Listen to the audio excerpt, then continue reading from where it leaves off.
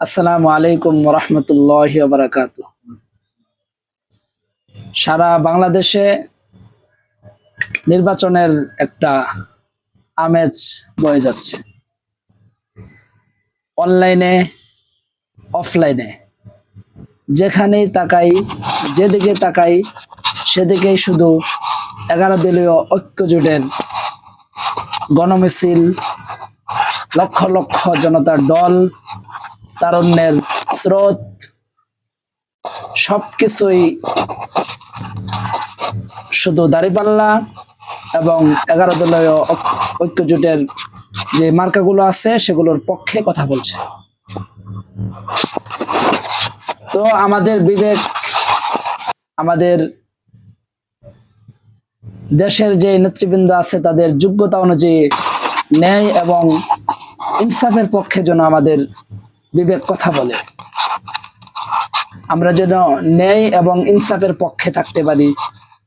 সেই জন্য আপনারা যারা ভোট কেন্দ্রে ভোট দিতে যাবেন, সবাই ভোট প্রদান করার আগে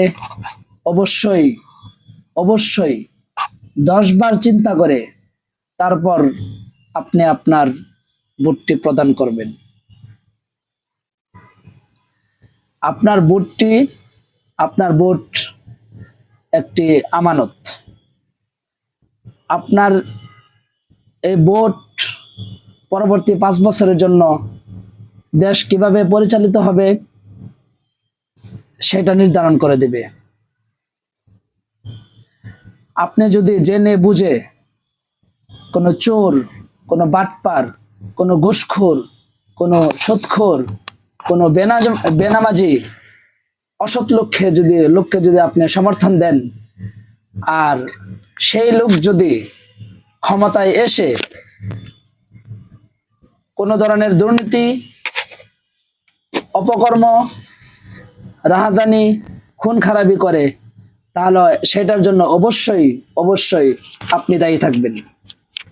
এজন্য আপনি আপনার সমর্থন প্রদান করার পূর্বে অবশ্যই আপনার বিবেককে প্রশ্ন করুন, কাকে সমর্থন দেওয়া উচিত,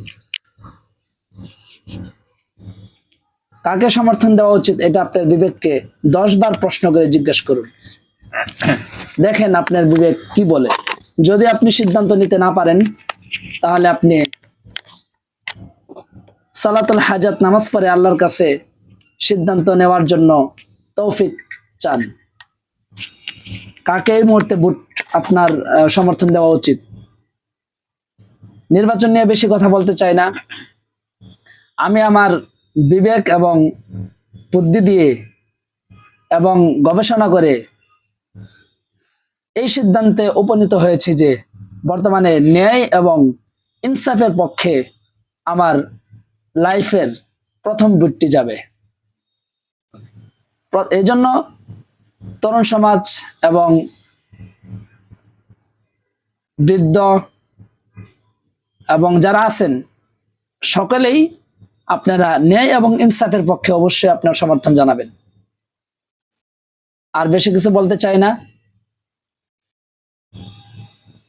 ইনশাআল্লাহ ন্যায় এবং ইনসাফের জয় হবে। আরেকটি কথা না বললেই নয়, অবশ্যই সকলেই হা ভোটকে জয়যুক্ত করবেন। হা ভোট যদি জিতে যায় তাহলে জিতে যাবে বাংলাদেশ। হা ভোট যদি জিতে যায় তাহলে জিতে যাবে আমাদের তারুণ্য। হা ভোট যদি জিতে যায় তাহলে জিতে যাবে আমাদের জুলাই। হা ভোট যদি জিতে যায় তাহলে জিতে যাবে আমাদের ইসলাম। এজন্য আমাদের সকলকেই হা ভোটের পক্ষে রায় দিতে হবে। ওকে, আল্লাহ হাফেজ। আর কথা বলতে চাই না। ফি আমানিল্লাহ।